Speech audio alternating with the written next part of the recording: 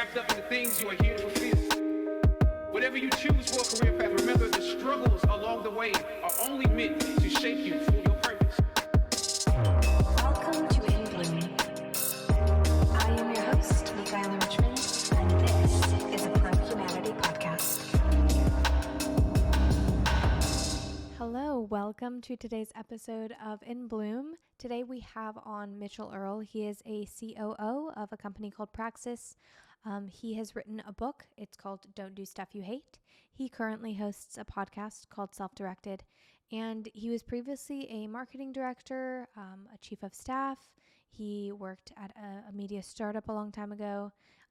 He's done a lot of different things and been in a lot of different sizes of industries. So we touch on that today, just what he has learned from a lot of different types and sizes of industries. And we also talked a lot about business and finding what matters to you and finding work that is meaningful, differentiating yourself from competition, how to provide value for hirers, how to make yourself somebody that somebody would actually want to hire, etc. This is a great podcast for anybody who is kind of wanting some general business tips, wanting some direction. We talked a lot about finding a North Star, finding where you are meant to go or where you want to go or how to even start to take the first steps. I love this podcast. It was a great episode, and I hope that you love it too. Let's get into it. Okay, today I get the privilege of welcoming Mitchell Earl onto the show. Hi, Mitchell. Hey, Michaela. Thanks for having me on. Happy to be here. Yeah, of course. So today I'm really excited to talk about business. Mitchell is a COO of a company that I am deeply in love with. It's called Praxis. It's basically a career Kickstarter, college alternative. It's amazing. Mitchell's here. He has a ton of experience, and I have a lot of questions for him. So initially, I want to ask you about early companies. I mean, Praxis is an early company. Yep. How are early companies different than bigger companies? How is managing early companies different? That's a great conversation to kick things off with. I think that the answer to that also offers a lot of really cool insights for someone who's at the start of their career about the differences in environments and the differences in opportunities in those environments, as far as, career and personal professional growth, as well as financial upside. So I've spent a lot of my career working in early stage companies. I've also spent some of my career in like the later stage, like Fortune 100 companies, wild contrasts. And one of the biggest ones is just the scope of exposure and context that earlier stage companies offer, which I think is a critical ingredient early on in your career. If you can get tons of exposure to how an entire business works or how most of a business works, one, it opens up your frame of reference, which is a really valuable building block when thinking about long-term career prospects. If you come into an organization, let's say as an early stage, an associate marketer, your entry level. If you come into early stage company, chances are you are going to feel like you're drinking from a fire hose for a long time, but you're going to not only learn how marketing works, you're going to get experience kind of doing every aspect of marketing. You're not going to be the 15th content marketing associate. Oftentimes, like in the hierarchy of a really, really big corporation, you're going to be hired as, I don't want to say necessarily as a specialist, because that's not necessarily true at the entry level, but you're going to be hired for a specific function where you're going to be on a larger team. The scope of your responsibility is going to be smaller, which often means the level of exposure you get to how other people do their job and what other skills they use and what other tools and strategies they use. You're not going to necessarily get that context, and let alone get the experience to go implement these experiments. So early stage marketer at a fast growing company, especially if the team's really small, it's going to be a scrappy company. You're going to not just get to learn this thing you were hired for. You're not just going to be a content marketer. You're also going to get to learn about, beyond SEO and content marketing. You're going to get to learn about social media, about email marketing, about copywriting, about growth, about analytics. And you're also going to get to learn about like what the sales team does, what the customer support team does, what the onboarders do. You're going to get a better sense for how the company grows, how decisions are made. And sort of the larger a company grows, the farther removed an individual becomes from a lot of those critical decision making matrices that happen when you're on a team that everybody's kind of in the same room and you can turn around and see what everybody else is doing if you're in person at least. So that's one of the biggest contrasts. But in terms of career growth, what that contrast actually means played out over, let's say 2 to 5 years in a career is if you come in and you're employee number 10 at an early stage company and that company succeeds, let's say that it grows, 200% for the next few years while you're there, you're not going to be the lowest person on the totem pole for very long. You're going to have the opportunity to have hyper growth in your career. As long as you can keep your sort of personal skill set growing, your personal professional development growth at a curve that is similar to the company's trajectory, you're going to have the opportunity to climb through the ranks very, very quickly and also experience very aggressive growth from a not only professional advancement, but also in terms of financial upside. And this is one of the things that I love about what we're building at Praxis, the types of opportunities that young adults give, but also as I reflect back on my career and what a lot of my peer group from early stage companies that I was involved with, what they're doing now, in their early 30s.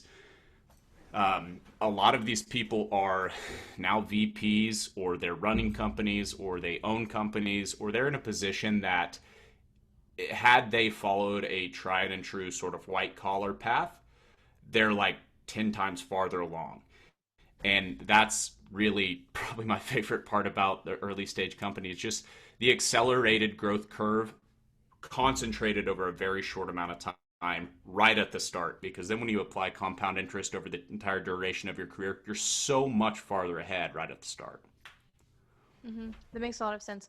I think it would be really helpful right now if you explain kind of your own career journey. Like, how did you come to this exact place? And you say these things about big companies versus small companies, and I know that you say them from experience, but kind of explain that experience. Yeah, so I knew at age 6 I wanted to be a pediatric neurosurgeon. So I kind of had these like very, very ambitious goals, but they were very ambitious along kind of the tried and true career paths. When I got into college, I kind of had this identity crisis. I realized there was like this great big world out there that I didn't know about. And that came from getting involved with a very early stage startup. And that experience was critical because I came in early member of a small team that absolutely exploded over the next few years. And so I got to be on the ground floor as a glorified intern as this company went from, handful of employees more or less to like several thousand, as it went from like, 6 figures to 8 figures very quickly. And that was the frame of reference that I entered the world with, out of college, where I was really kind of on my own for the first time. And I was like, I know I want to get involved in business. I don't know how to do that. And I especially want to be in an environment where kind of the time between idea and implementation is shorter. But I didn't know that took several years and several experiences to learn. My first real job out of college was working for one of the probably 25 largest companies in the country, in financial services. And that was a very drastically different experience from working at an early stage company. I wore a suit and tie every day. I was, going to the office. I was like one of the first people in the office every morning because I wanted to be successful. I had that ambition, but also it was a very rigid corporate environment. And I was in a cubicle farm with tons of other interns. We were hitting the phones all day, but it was very structured and almost to the point where I felt a little bit suffocated. And so, over the next several years, I bounced around through a lot of different jobs, but a lot of different environments, a lot of different sizes and scales and types of businesses. Ultimately kind of found my sweet spot over the next, probably 7 or 8 years, found my sweet spot working in companies that were They had a product, they had a customer base, they were growing. I like to call it like post-product market fit companies, but companies who were in the like, six figures on their way to, so like $500,000 in revenue to $10 million in revenue. Like that's where I want to work. That's where I feel like I have the most impact, but it's also the kind of typically a business that's in that curve. It's a smaller, scrappier team where it hasn't grown so big that it becomes almost bureaucratic, where you now have to go to a committee and get like buy-in from 20 different people to make a decision. I like to work in the environment where you can just go implement something in the afternoon without seeking consensus. And I think that learning that about myself also was a key clue for me, that it was like, I probably need to be I probably need to just go own or buy or start my own business, because I don't like consensus seeking. I want to have full autonomy, and I want to be in a position where I'm able to rapidly experiment and prototype and iterate on that. And that's what originally attracted me to marketing, as well as some of those early career experiences, the ability to go test things out and have autonomy and learn from those tests, and then go make changes and just like kind of continually learn. Mm-hmm. So I have a question to follow one of the things that you said, and then afterwards I want to talk about the testing and hypothesis, because that's super important. So my question is, basically, you explained how you jumped around a lot, and in today's society especially, it's kind of frowned upon to jump around. But the way that you make it sound, it's a good thing. Why is it a good thing to you? Yeah, so I think that it depends on what kind of track you're on in your career. If you want sort of the safe stability, like if you value stability a lot, then there's a certain path that is laid out for you, and that is like stay 2 years at a job minimum. So you have a very easy to understand, readily digestible story arc when you are applying to jobs. I think that limits your options out of the gates if you are kind of taking the safe route. And that's not to say that there's anything wrong with pursuing stability, but I think that's radically different from saying, my career is mine. I take full agency over it, and I'm here to get the most out of myself. I'm on a mission to become the best version of myself, to enhance my skills, to work on cool shit, to like become the best version of myself, and to seek fulfillment more than stability. For me, my North Star is like, I got to be working on things that are fulfilling. And so in order to service that goal, it's not about thinking about things in terms of duration. It's about staying in a job. Running in my early career, it was like trying a bunch of different jobs to try and gain clarity, to run experiments about like, hey, like for instance, I worked at a law firm for 6 months. This was my second job out of college. I thought I wanted to go to law school, and that was a really valuable experience for me, because I saved myself hundreds of thousands of dollars in years of my life as a result of that experience, because I invalidated something that I thought I wanted to do. And that's one of the things that I think a lot of people miss when they kind of base their career on this early hypothesis they have at like 16, 17, or then again at 22. It's like, this is how a lot of people choose their majors, I think, is they think this is a safe route. Hey, I'm going to go become an accountant because mom and dad told me that was going to be, a good, safe job. It's always hiring. Well, if you don't know for sure that you want to become an accountant, spending $200,000 and 4 years of your life to test that hypothesis is a very, very risky way to go about that. I think a lot of people experience that again when they're 22 and they enter the job market and they go take the first job they can get. There's nothing wrong with taking the first job you can get, but if it's something that you find out over 6 months that you hate, go try something different. These are the best years of your life. You should be doing things that are going to increase your leverage over time. Because if from 18 to 30, all you do is continue to level up your skills, gain more leverage, grow your network. From 30 through the time you decide to retire or have the financial resources to retire, or do whatever you love, you're going to have so many more options. And what people really care about on the job market, the people who have the jobs, who are trying to make hiring decisions, what they care about is, can you deliver the goods? can you deliver more value to the business than what it costs for me to hire you? And to some degree, businesses do want to make sure that, part of that investment is like keeping somebody around. But I think that it's easier to keep people around when you're building a business that has some kind of mission that people are attracted to, and people are excited about that, than just a lot of people working in jobs that are very transactional in nature, where it's like I'm doing this job, I don't really love it, it's not fulfilling, but it pays the bills.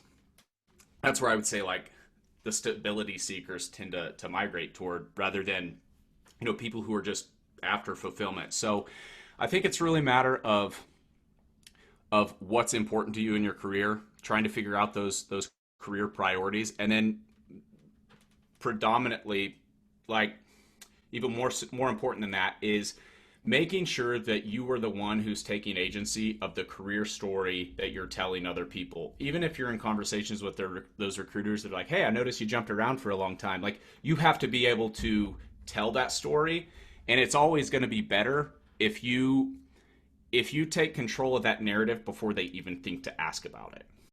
I love that. I love that a lot.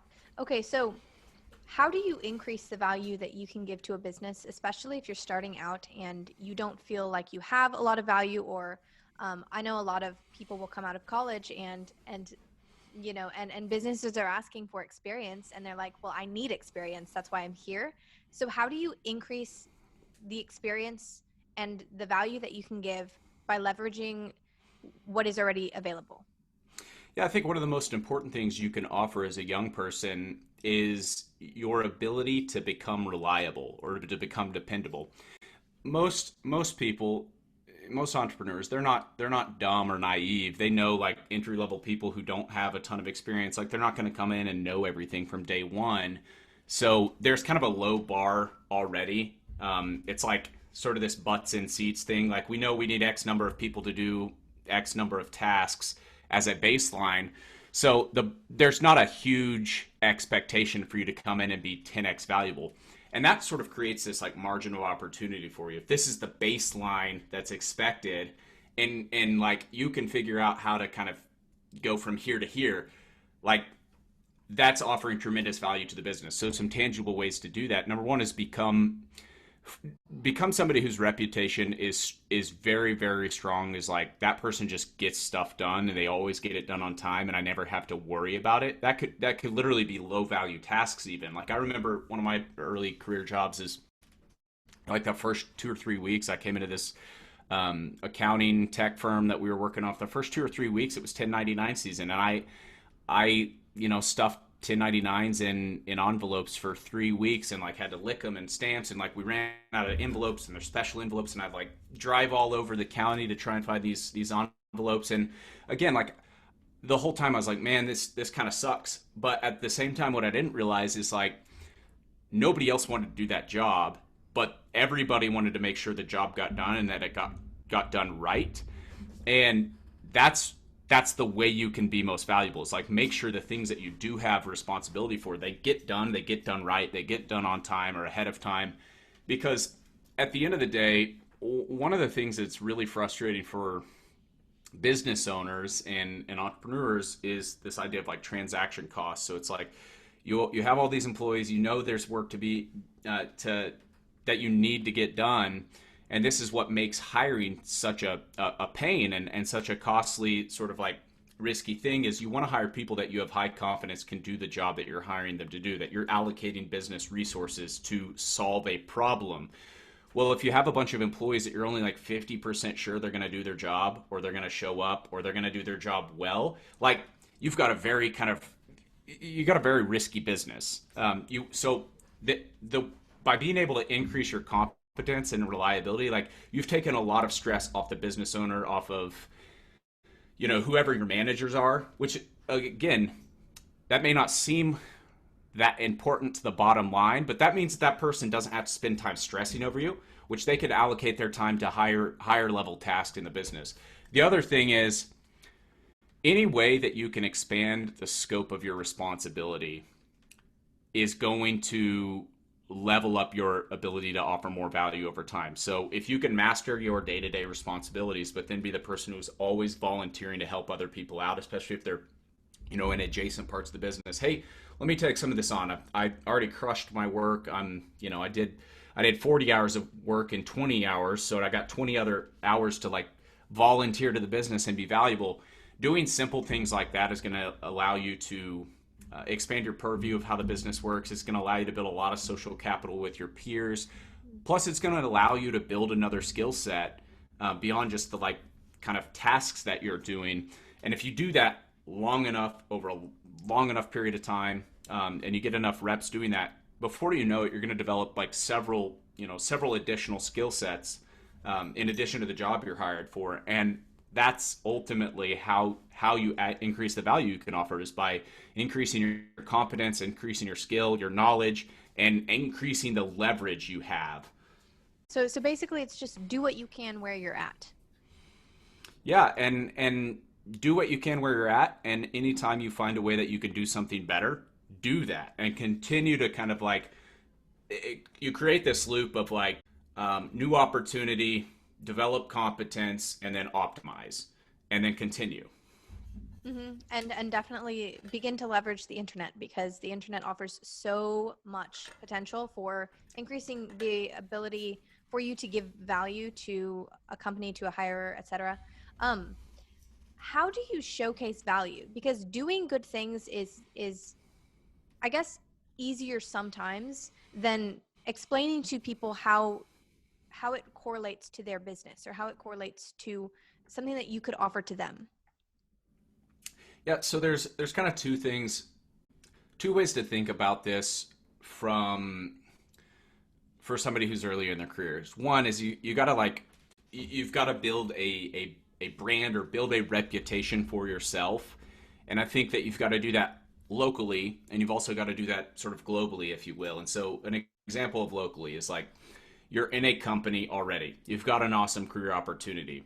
Well, in order to climb through the ranks, you got to build a really strong reputation in that company. So you got to build social capital. You got to, always deliver on the things you're responsible for. Like I said previously, like always find ways to volunteer for other things, and then deliver on those. And that's going to build your reputation locally. Well, if 2 to 3 years down the road you decide to leave that company, and all you have to show for that is, your LinkedIn shows maybe, 1 or 2 promotions, but nobody outside the company knows what value you're capable of doing. There's no portfolio, there's nothing like that. You're still back to square one in a sense. You're still like, you're the same as everybody else on the job market that has the same level of experience as you. And that's what I think is it really limits your upside professionally if you're restricting the value that you're showcasing, or you're artificially inhibiting the reputation you could build. Imagine though, over the same 2 to 3 years, instead of just like crushing it and doing great in the company, you're also starting a blog, you're starting a podcast, you are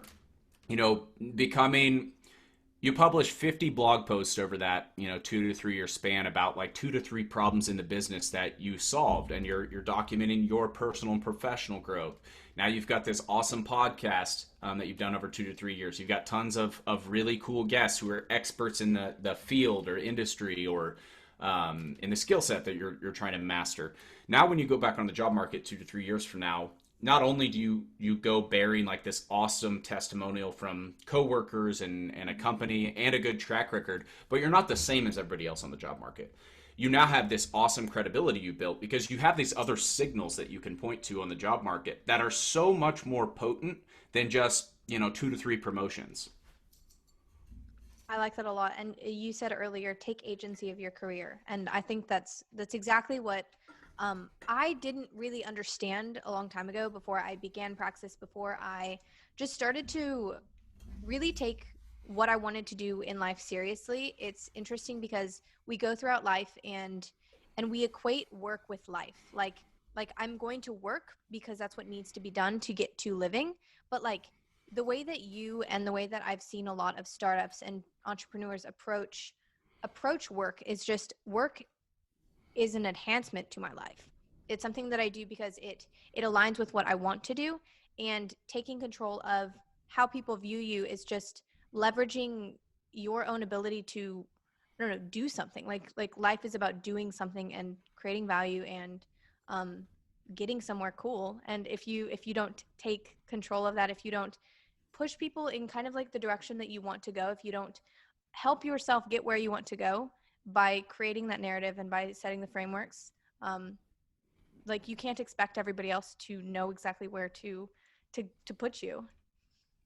Yeah, so I think there's both sides of the equation. There's some people who, go back to like kind of the Socratic debate about this is like, is the purpose of life, do you live to work or do you work to live? I think that there are people, I don't think there's a perfect right answer to it. I'm one of the, I like live to work. Like I know that there's like some big, hairy, audacious goal, like grand purpose that I'm working toward. And if I wasn't aiming for that, like I wouldn't be fulfilled on a daily basis. But I think that, again, I'm in tune with my priorities. And I think that other people, like maybe they want to have a family, or maybe they want to have stability, or they want a job that isn't really mentally taxing, so that outside of work, they can devote a lot of their time, attention, resources to some other higher purpose. Or maybe it's, those are going to change over times in different areas of your life as well. And so I think that the important distinction is like, one, figuring out your own career priorities, your own kind of balance and mix, and pursuing that as long as that is the set of priorities. If it changes, like for instance, like I know some young people who they did like manual labor, drove for UPS or whatever early stage of their career, but what that opportunity afforded them is the ability to go earn an MBA over several years. Like they went and listened to tons of podcasts for 3 years because they had all this time to do it. And then when they went and pursued their kind of next chapter, where it's like pursuing the fulfilling career path, they just had such a stronger, larger breadth of knowledge and information and unexercised skill set to use as a springboard once they started their more like professional route. That makes a lot of sense.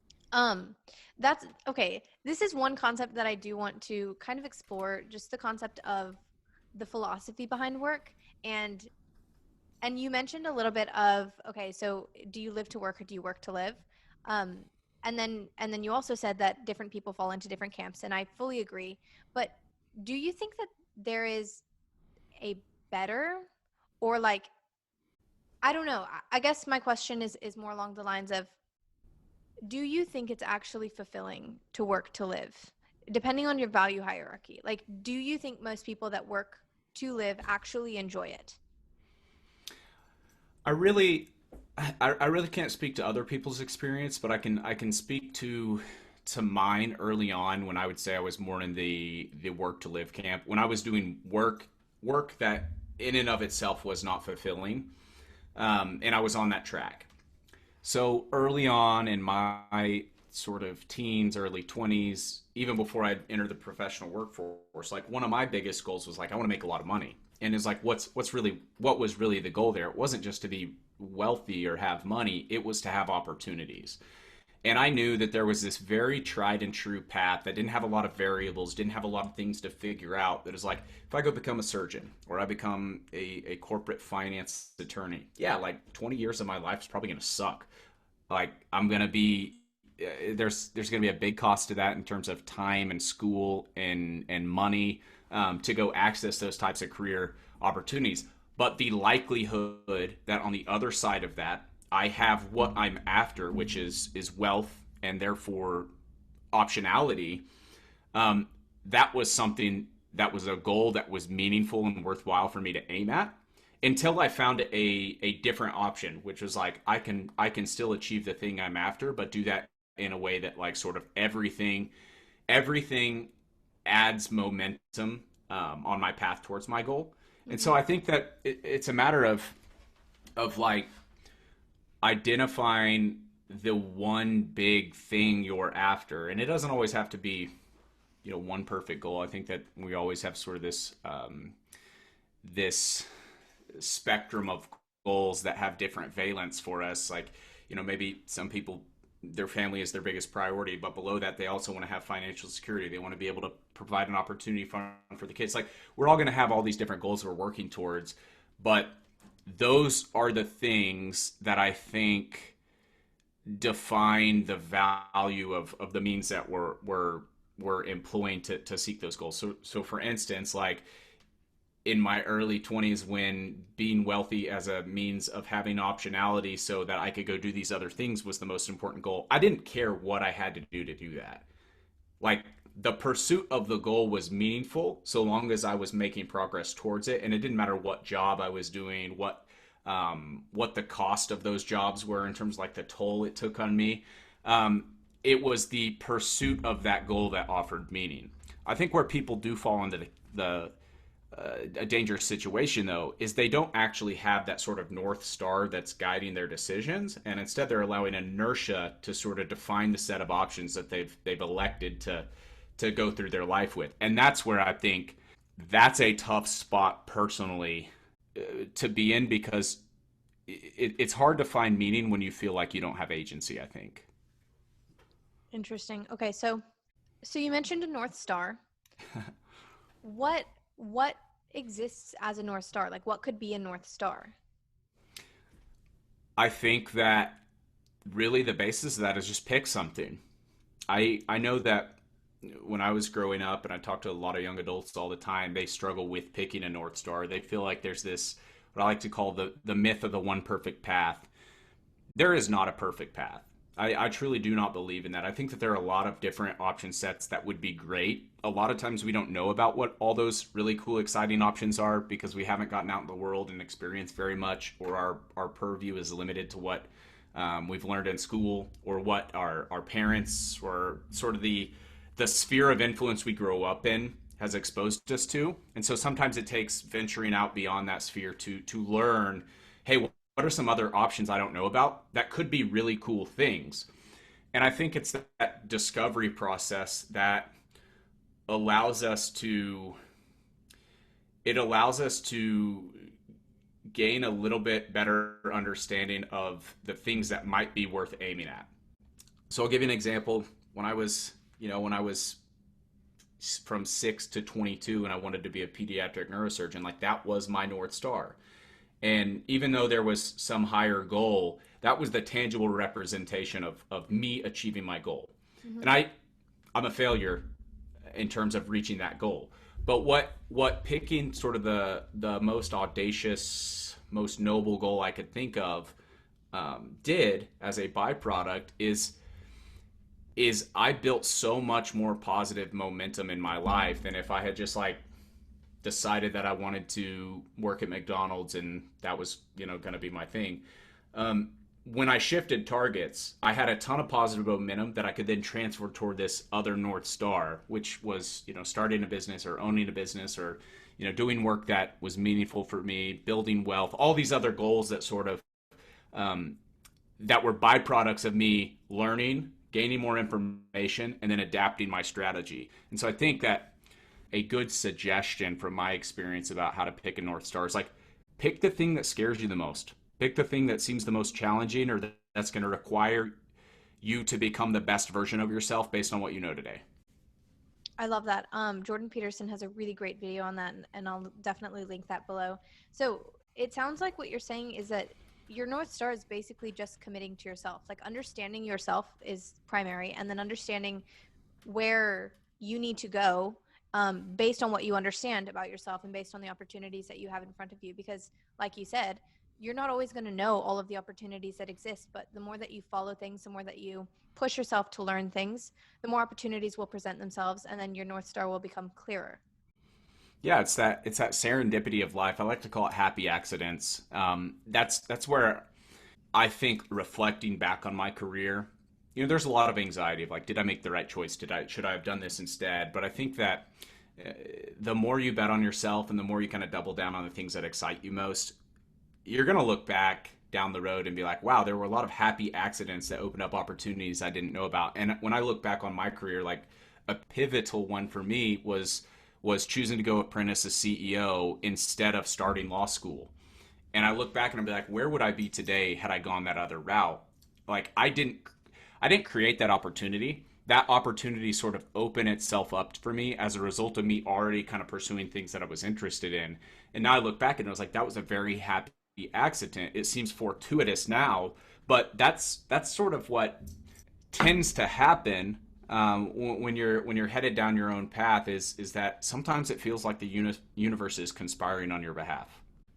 Yeah, for sure. And one of the most interesting things is that law school would have been there anyways. Like law school was never going to leave. And so sometimes you have to do things, and you have to understand that you making a decision is not committing yourself to that forever. That was something that was so big for me to realize. It's just that I grew up believing that if I committed, if I said I was going to do something, if I said I was going to be something, if I wanted to be a doctor, if I wanted to build a business, like that was going to be my life forever. And and it's not. Like our lives are so long. There's so much learning opportunity. You building something, you doing something, you saying that you're going to go a certain route does not mean that you have to commit to that or do it forever. I think that was one of the biggest hurdles for me too, as a 18 to 22 year old, is I reserve the right to change my mind subject to new information. And I think that a lot of highly ambitious, academically inclined young adults tend to fall prey to that fallacy too, is like this commitment to plan, or plan lock, as I like to call it, is like, I decided, for whatever reason, this is the thing I'm going to become at age 17.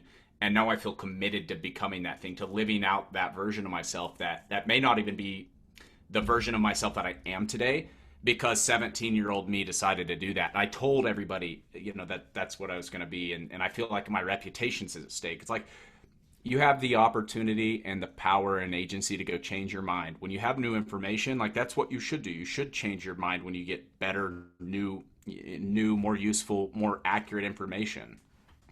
Fully agree. So I want to just say that I think it's really interesting because we're talking about this in terms of a lot of business and a lot of entrepreneurship because that's where you are, but honestly, this applies to anything. Like it doesn't matter where you want to go, it doesn't matter who you want to be, it doesn't matter what path you want to follow or where your gifts lie. Like personally, I really, really, really believe that people should do what makes them happy. Like, like I know that there is that question of should you work to live or live to work, and bringing it back to that point, I don't I don't think that you should settle for always working to live. Like I think that whenever you were explaining your period of working to live, it was mostly because you understood that it was a period. It wasn't your life. And and because there's such a breadth of opportunity and so many jobs to choose from. Like I don't actually think that you have to choose, okay, I'm going to work in this job that I hate forever because this is the only option. Like you can always work towards something else that would hopefully light your spirit up. Yeah, so I think that the way my views on this my views on this have changed over time. And so I would say that today I'm of the belief that pursuing meaning or pursuing fulfillment, and definitely meaning, is probably a more appropriate goal than just happiness. And I think why I like that distinction is that meaning is a lot easier. Happiness is sort of a fleeting thing. You achieve a goal, and then what next? Like it's time for the new goal, and that it's this sort of fleeting thing. But you can find meaning in any circumstance. You can find meaning even if you're in a job that you hate. You have the opportunity to find meaning in that by choosing to become the best version of yourself in those circumstances, even if that's not what you're going to do forever. And I think that also you pair that with the idea that, like, I think that you don't have to limit your view of work to a specific job you have. And that's what opens up, a lot of opportunity for designing your life. Even if you have a job that's not something that you really want to do for the rest of your life, but you're good at it and you find meaning in it. by overcoming the suck, or by, being able to be cheery and delight customers and being a valuable employee in spite of challenging circumstances at work. That's one way that, your life could be more enriched and more meaningful. But perhaps that's true of your day job, but you make enough money in your day job that you can, and it's not so intellectually demanding, that affords you to go be a painter or a writer or a musician outside of your job. So for instance, I know an accountant who, he always wanted to be a musician, but he knew that if he ever went all in on his music and he hadn't figured out the financial stability aspect of that first, it was something that was going to really deteriorate the quality of his life. So being an accountant was a means to do something that he was good at, that enabled him to pursue his music on the side without sort of that major trade-off of, if I go all in on music and as a result of that I have to spend 10 years with a diminished quality of life, or constantly at odds trying to figure out where my next meal comes from. Like, I don't want to do that. How can I have sort of this right balance of like financial stability while also doing the thing that I love most?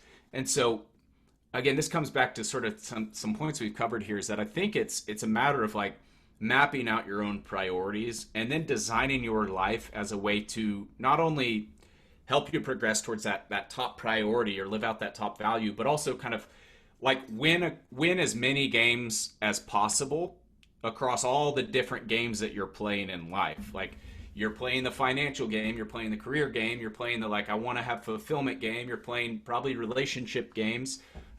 There's all these different sort of domains that you are participating in, and if you can design your life in a way that allows you to win in all of those, I don't think it really matters how you spend your time. Even if one of those is not like the most favorable circumstances as it could be, like working a job that, isn't your dream job. Mm-hmm.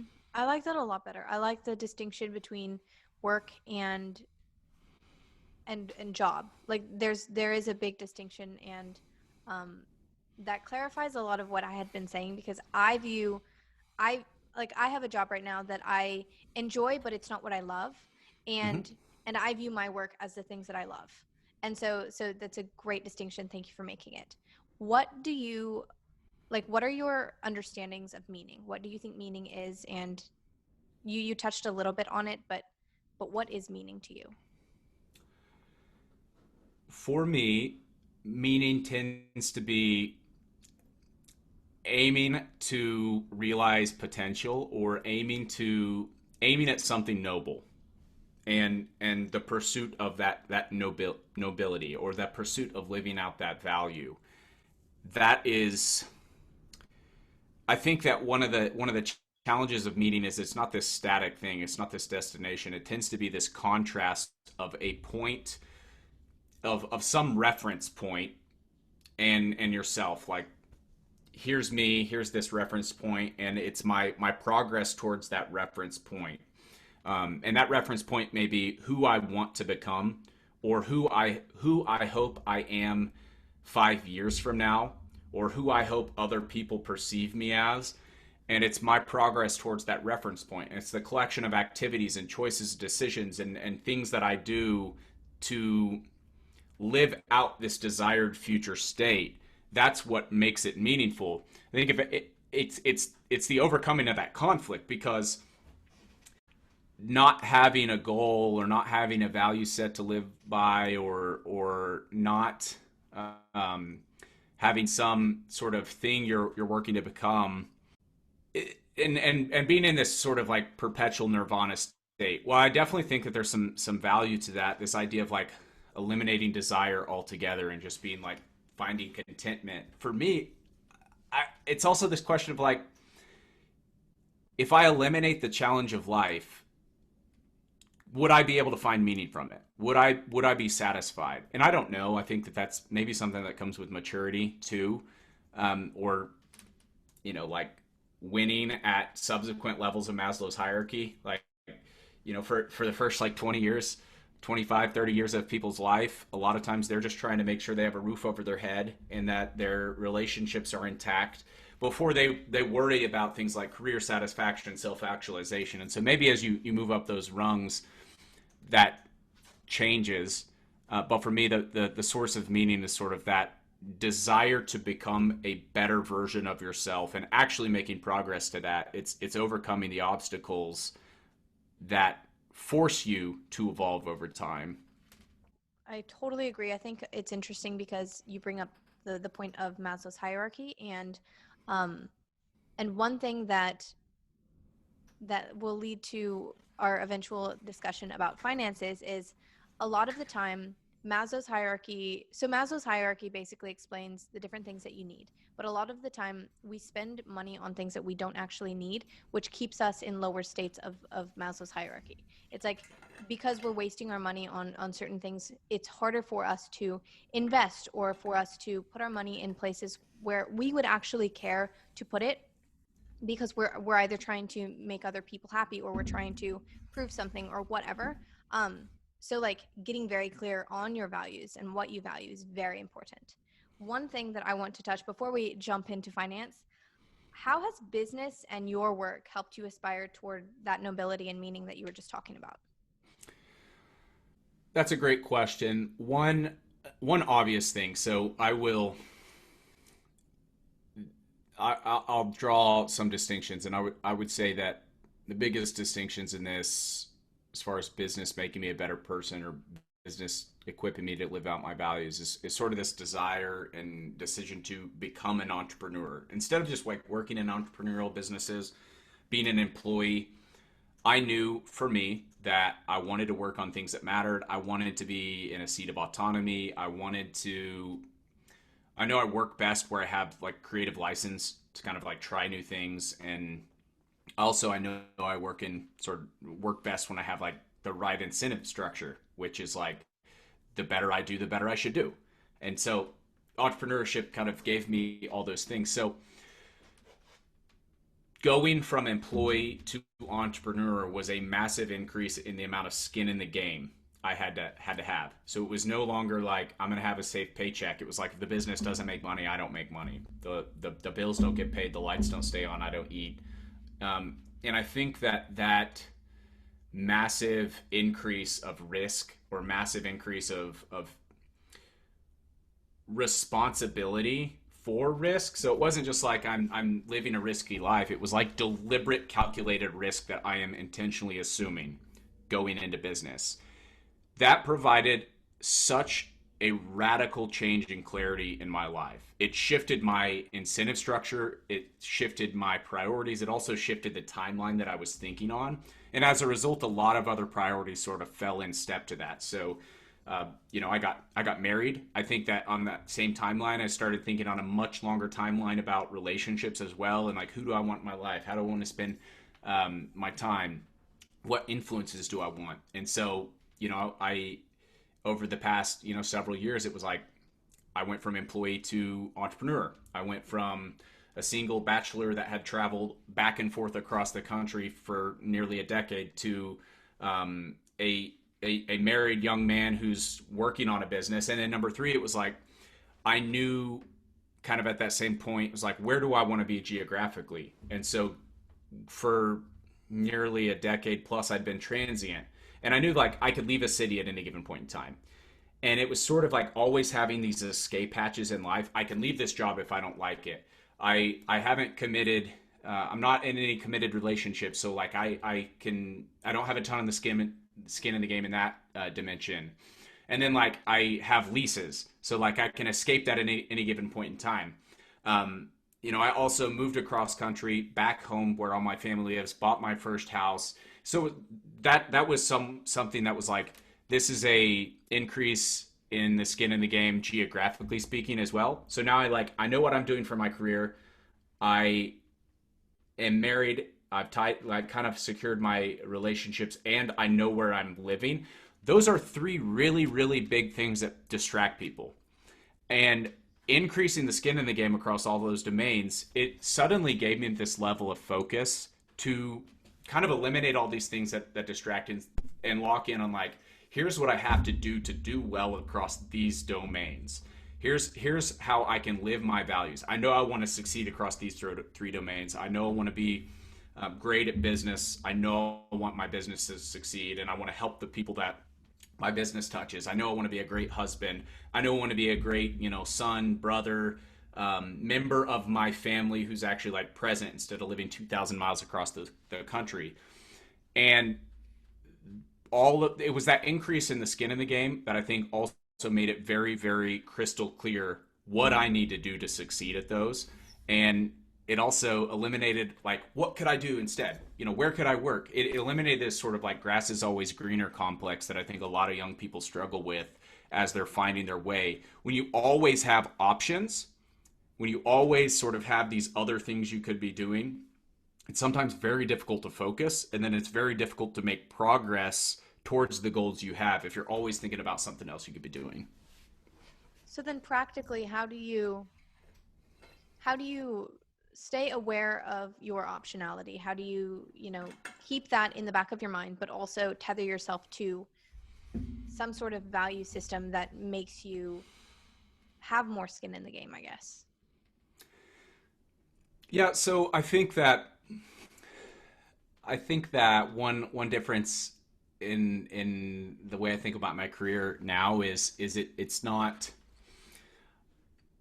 that I could always do other things in addition to what I'm doing, or I could always like change careers. I could always go do something different if I wanted to, but it's understanding that like I have a high tolerance for, let me rephrase this. So it's understanding that like things aren't always going to be perfect, and recognizing as long as you don't hate what you're doing, there's a lot of opportunity to, if you can figure out how to tolerate, the days that aren't great, as long as you don't hate what you're doing, like there's not really any need to feel this urgency to go find something else. And I think so that's part of it, is like, if you're not doing something you hate and you can tolerate it, or it's still somewhat interesting, then like don't burn down all the bridges to go pursue something differently. But number two, it's this idea of like layering in complementary things rather than trying to shift the ship, if you will. So like I'm really interested in real estate. I'm really interested in finance and personal finance and financial planning and estate planning. I'm really interested in small businesses and cash flowing businesses and building like generational wealth as a family unit, all these other things. I'm really interested in wine. I'm really interested in writing. Like, I think that anybody that's ambitious is going to have a lot of different interests. And so it's, instead of thinking about yourself along like one dimension, it's like, I am my job.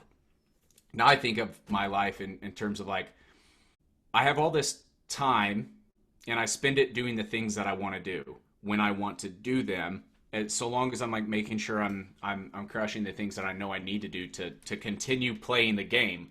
Like if I'm successful at my business, I'm successful, in a marriage, I'm successful at, in my personal finances, that allows me to continue to play this game where I can allocate my resources where I want, when I want. Mm-hmm. How do you deal with those moments whenever your business is not doing as well? Like it's a lot easier, especially as an entrepreneur, to, well, okay, let me rephrase. So basically, as an entrepreneur, you're in charge of everything. Like you said before, if your business succeeds, it's you, like you did it, and the people that you're working with, y'all did it.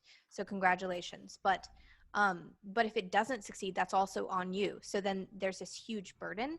How do you deal with that? Well, I think it's like anything else. This isn't limited to being an entrepreneur. It's like in the pursuit of anything you're trying to do well at, especially where there's direct correlation between your performance and the outcome. So like even professional athletes or athletics or sports at any level, like any team sport, there's some correlation between my performance and the team outcome. Like sometimes you just lose.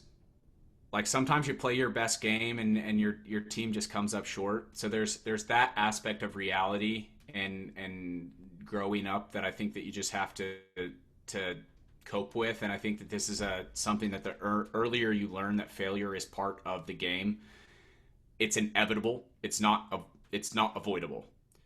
The easier it becomes to cope with failure.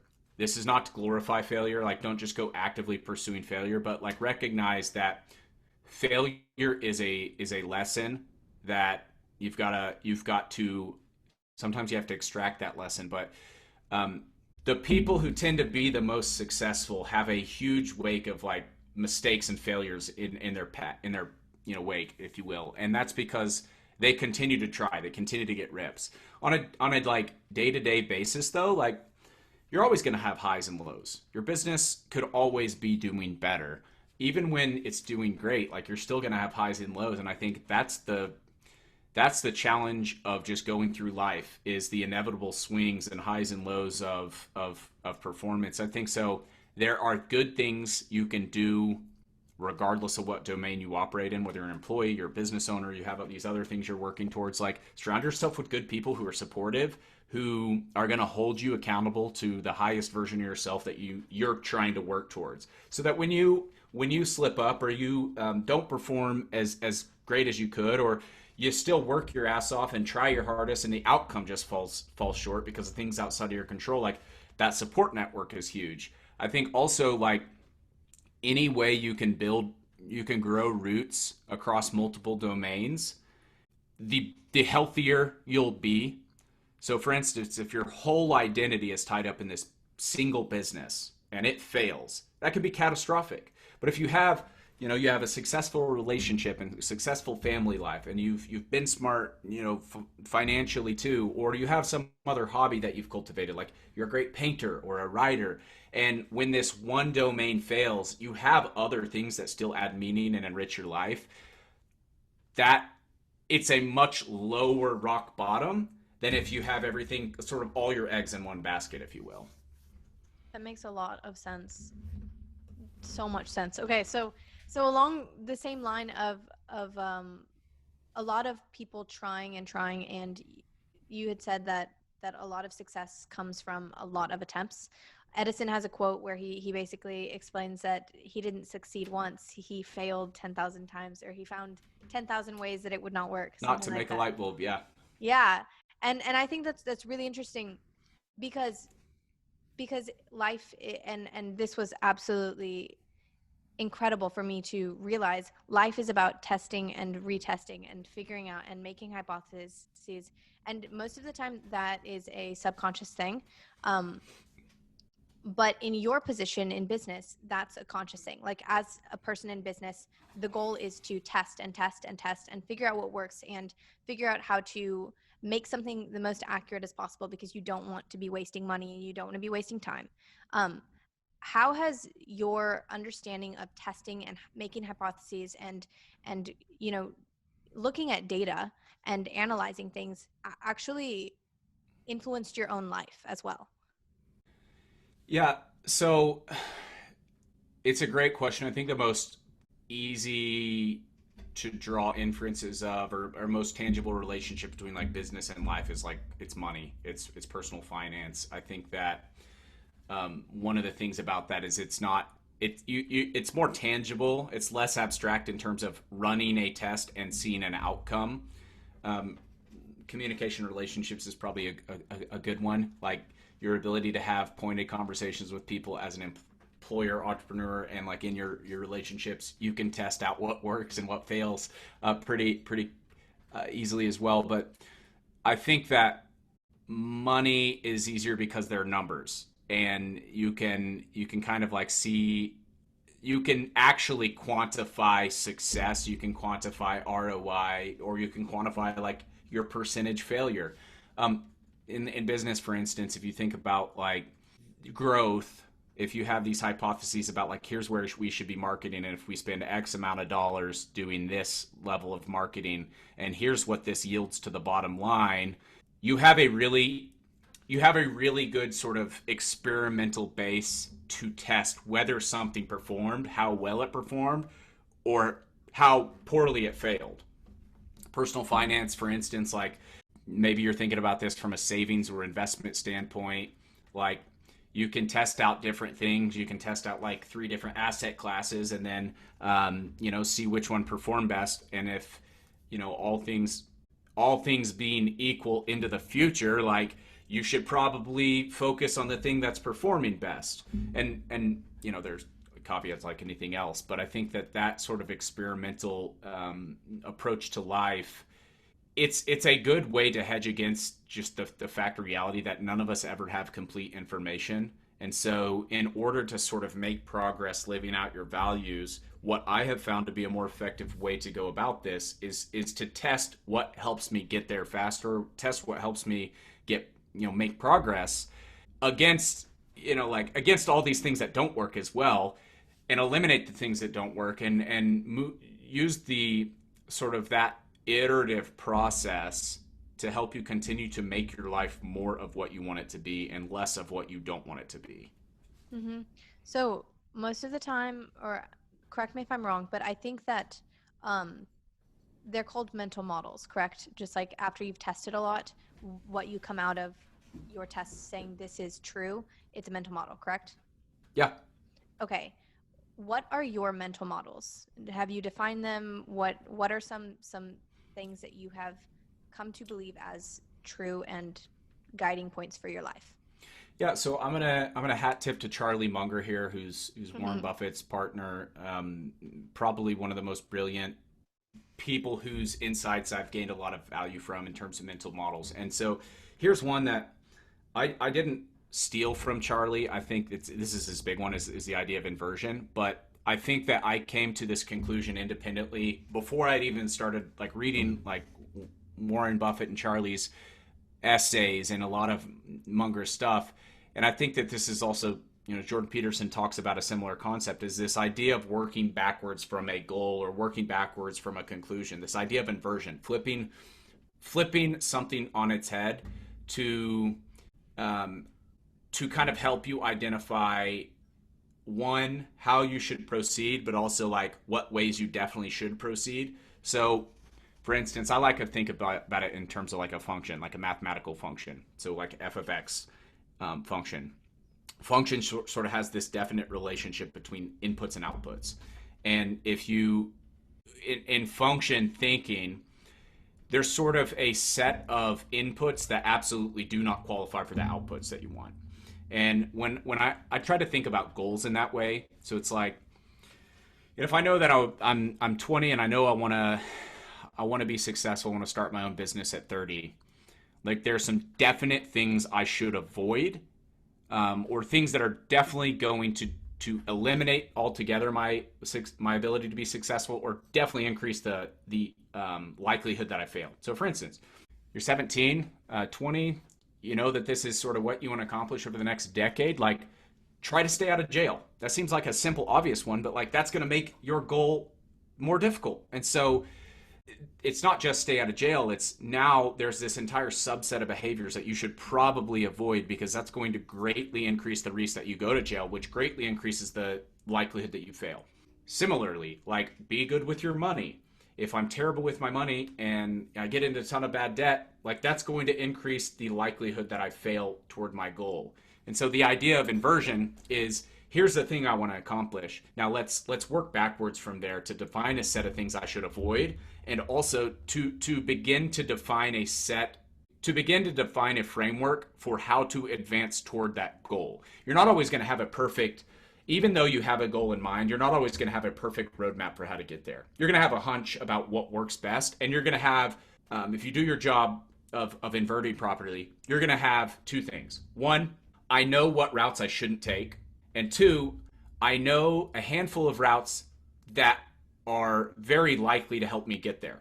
Well, along the way, as you take one of those routes, you're going to say, okay, if I've got 5 routes, I'm going to take this one. This seems like the best, most efficient one. Well, along the way, you may find that, to continue the metaphor, you may find that some roads are closed that you didn't know about, and so you have to take a detour. And that's sort of how to really use inversion as a mental model to increase your likelihood of getting where you want to go, is figure out what you shouldn't do, and 2, figure out the best route you can take. And as you identify new roadblocks, that's a new starting point to invert from. Okay, if this route doesn't work and I still want to go to this goal, or maybe my goal changed, now I can work backwards from here, and I can kind of continue to build on my progress. How do you make yourself so malleable that the adaptation is easy? or easier than not? It's tough. I think that it's always tough when things don't go according to plan. One, because I think it's a huge blow to your ego when you're like, I think I know all this stuff, and some of my assumptions turn out to be, fatally wrong. I think that the best remedy for that is continuing to get more reps and to do things that push you to grow, or surround yourself with people that challenge your assumptions, or to build a framework for yourself to challenge your own assumptions, so that you reduce the amount of things you're just guessing on. Again, that's kind of an abstract thing when applied to like life goals, but I think the more reps you get and the more comfortable you get with the idea that, like, one, I don't know everything and I will never know everything, and there's a finite information that we're always exposed to restraints on the amount of information we have. So knowing that there are constraints, how can I move forward and feel good about the decisions I make, knowing that I might be wrong? There's always some inherent risk that you're going to be wrong. And so I think that the more acquainted you get with failure, the better you're going to become at figuring out how to recover from failure fast, how to fix those failures quicker. And that's a really valuable skill to develop in your life, is you can't eliminate the likelihood of failure. You're going to fail. But if you can get really good at reacting to that and adapting, it almost makes those failures easier to swallow, because you have a better framework for how to respond when it strikes. So in becoming acquainted with failure, the way that has helped me is to reframe failure, like to not see it as failure, but to see it as something that is like a learning opportunity. What other ways of reframing failure have helped you? Definitely think of it as a learning opportunity, but I think that if you can find a way to build momentum as a result of that failure. So I think let me use like a specific one, is like buying real estate as an example. Like say you buy a rental home and you think this is how it's going to work out from a unit economic standpoint. It ends up being, like maybe we're in an economy right now and costs are just way higher. And so you get to a point where it's not as good of a deal as you thought it was going to be. Well, you may still have some other options. You could sell the property. You could rent it and refinance it and pull some cash back out to like recover a little bit of your investment. You could do different things. You could take that failure and admit defeat, and just be like, well, this sucks. Or you can take that failure and say, okay, well, how could I improve my progress from this point? How can I make this better? Part of that may be just admitting defeat. I think that, when you think about a business or an investment, for instance, like, I think you got to be careful of not falling prey to like sunk cost fallacy, where it's like, I failed, and so I just got to continue down this path of failure, and eventually I'm going to make it work. I think you got to have the right mindset and the courage to like take your losses and then move on from them, and take the lesson that comes with those losses. And sometimes failure is just an indicator of like, I need to change behavior. Maybe I'm on the right path, but I need to adapt my strategy. And again, I think that the more reps you get and the more reflection you do when you do have failures, like, the better you're going to be able to adapt sort of your own mental models, and the better you're going to get at building a framework for sort of handling that handling that in your own self. Because we all like fall subject to biases, and we all sort of have our own tendencies to respond differently. And so there's also a sense of like self-awareness and self-knowledge that you have to gain that really only comes with time and reps. And you got to learn your own tendencies before you can hedge against them properly. Fully agree. There was a podcast that I was listening to recently, and they were talking about failure, and these were some very, very successful business people, and they were basically explaining that whenever they were building one of their companies, they were just not doing very well, and they were experiencing a lot of failure. So they stepped away from the failure for a second, and they said, okay, we need this specific type of person to come in and help us, but we don't have the funds. And then they were like, okay, well, they disconnected themselves so much from the failure and so much from the decision. They were like, okay, well, what would this person do? What would they decide as the next steps? And then they came out with a really, really great plan about what this person might do or say. And then they're like, well, why don't we do that? And so sometimes it's necessary to definitely disconnect yourself from the failure, from your decisions, and be like, okay, well, what would somebody else that I deeply respect do or say about this? Absolutely. I think that it's finding a way to not let your emotions cloud your judgment, and the emotions can be very valuable. Signal givers, indicators as well. But I think sometimes like our emotions will lead us to, maybe overreact or react poorly, and being able to like step away and sort of, think bigger picture without just your default emotional responses is also a really useful strategy. And developing your own framework for doing that too is something that I think helps you cope with failure over time too. Fully agree. Fully agree. Okay, so let's go to finance. I think that is one of your strongest suits. Um, you have a lot of thoughts on finance, and I know that you can get very deep into it, but first, fundamentally, like what are the fundamentals of finance? Yeah, so there's some easy ones. Number one is like spend less than you make, or make more than you spend. I like to think of it in terms of like an abundance mindset, which is kind of like number two, like have an abundance mindset. There is an infinitely big pie out there. It's not like a set pie that, the more somebody else wins, the less there is for you. Like there is infinite amounts of wealth to be created and infinite amounts of wealth to be had by the people who can figure out how to create it and be valuable to other people. So that's like sort of the underlying foundation of my philosophy about money.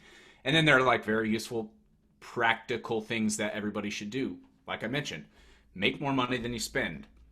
Like that's sort of the basis. Every dollar has it can be used two ways. You can consume it or you can conserve it. You can save it or spend it.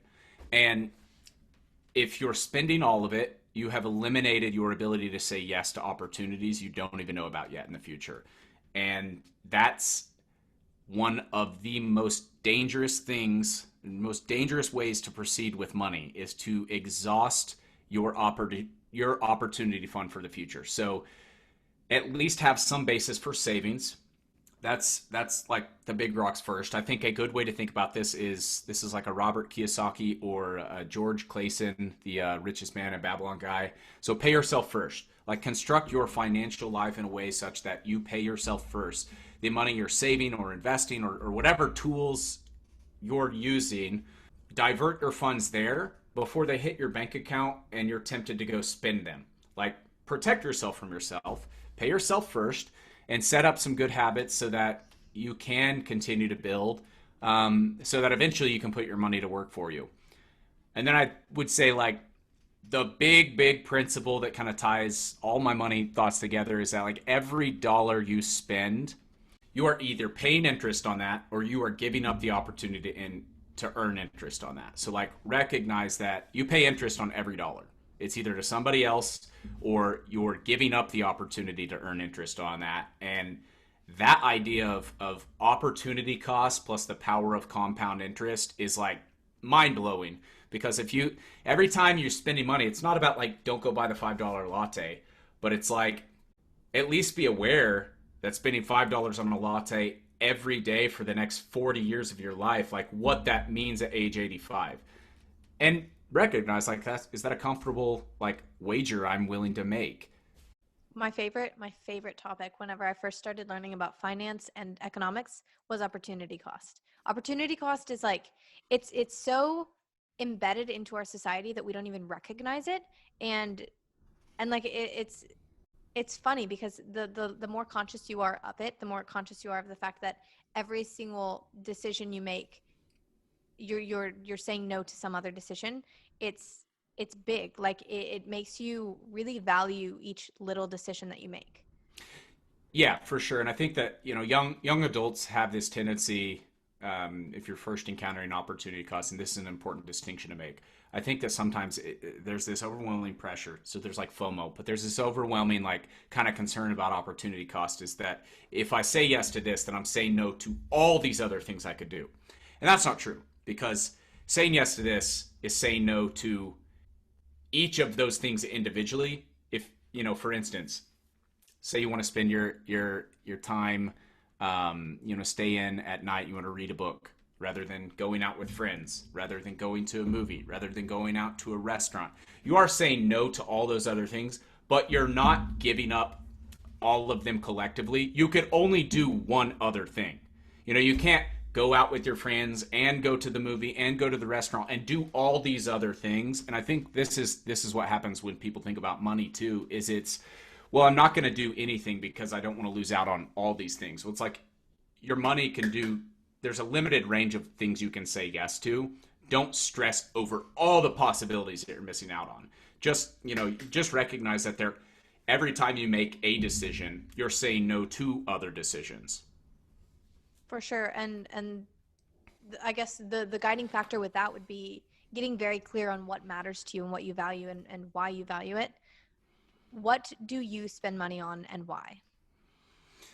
Well, I over the past several years have become a much more aggressive saver than I was earlier in my 20s. I think that earlier in my 20s, I was very much about like invest in myself. Be able to say yes to move across the country to take a job that cuts my income in half. Be able to, spend money on every book and course and conference and networking thing that I can.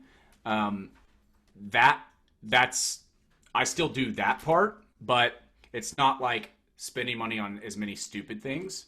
Today, I kind of have, this is where, for young adults, I think Ramit Sethi's I Will Teach You to Be Rich, his frame of reference is really good. So he's like thinking about your rich life. Like, what are the things that are highest priority to you? Spend money on those, and like be frugal in the areas that aren't as important to you.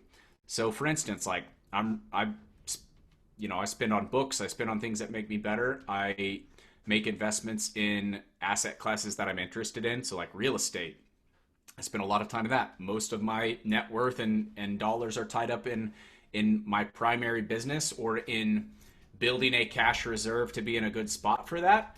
The things that I like to spend money on though, I'm very into cooking and culinary arts. I'm very into wine.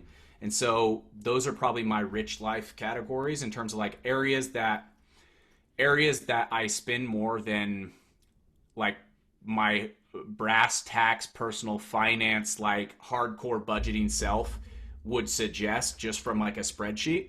But those are things also that I'm really interested in learning about longer term, that I feel like they enrich my life. They also are cathartic, things that are very cathartic. Like I love cooking elaborate dinners at night, especially after I had a long day, because it gets my mind off of sort of the daily grind. I sleep better as a result. But also like have some wine business ideas that I want to start later in life. And so I want to expand my palette. So it's sort of reclassifying. This goes back to the abundance mindset thing. It's like reclassifying the things that enrich your life as investments in a higher quality, higher standard of life than just categorizing spending money across the board as expenses. And I know that it might seem contradictory to sort of what I said earlier about like every dollar you spend, but you've got to kind of decide what quality of life you want. And there are more efficient ways to live those out. So I think though, being able to strike the balance between, am I doing everything I could be, or am I doing good enough that I can like feel comfortable that I'm not putting 100% of my income into like accumulative into funds that are accumulating over time. Like you got to live a little bit. Love that. I've also seen some of your cooking highlights on Instagram. The Mother Earth bowl from Flower Child looked phenomenal. How was that one? It's great. Yeah, I love to try different things, and that's one of my newer favorite. Like, I like to when I find a new recipe or something that's elaborate. It's like, okay, I'm gonna go home and try and make that from scratch. Especially if there's not a recipe. That's like, it's one of those things that kind of unlocks your creative faculties. But it also, for me, it's that catharsis. It gets my mind off the day to day, and it gives me another way to be creative and find meaning in something that's usually mundane. No, I like that a lot. What is it? What is something that you're going to be cooking soon, or that's on your list to cook? I I believe I'm cooking spaghetti tonight, which is like one of my favorite all-time things to cook. There's this recipe that's passed down like several generations in my family. My my grandparents lived next door to this woman named Catherine Mastroianni, who immigrated from Italy, and their family, they had Italian restaurant. They had been passing down like their Italian recipes for a long time, and this is one of those things that's like, it's nostalgia. The taste of it, the smell of it, everything is like, it's one of my favorite things to cook because I love Italian food, but also the nostalgia that's in it. It's a really fun one. And so that's one of like the recipes that I've probably cooked so many hundreds of times in my life, or like my parents, or like we grew up on that. You never have to look at what's in it. You just kind of know. And maybe the recipe's a little bit different every time, but that's kind of like the beauty of cooking too, is the better you get, the more it becomes sort of this thing you're doing than this like specific process, like very hierarchical, authoritarian recipe you're following, but it's more of like something you do because you enjoy it. No, I love that. And okay, so I could talk to you for hours, and I definitely want to have you back on to talk about finance in particular, but finance is a huge topic, so I definitely want to save that for another episode. I have some rapid fire questions for you All for right. the ending. Say the first thing that pops into your head, because they are kind of deep-ish, not like super deep, but semi-deep. What do you value in life? Autonomy, optionality, and progress over time. What is a good life? One that enables you to live out your highest values, or live in a way that enables you to pursue your values, even if they change over time. Like living according to your values, and with your highest value being like, I want to perfect my value set over time as I gain new information. I like that. Who is the happiest person you know, and what do you think makes them happy?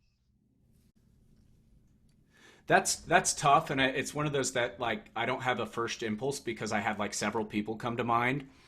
I think I would put myself up there. I think there's one person that came to mind as an impulse that I think is truly one of the happier people that I know in life, and that's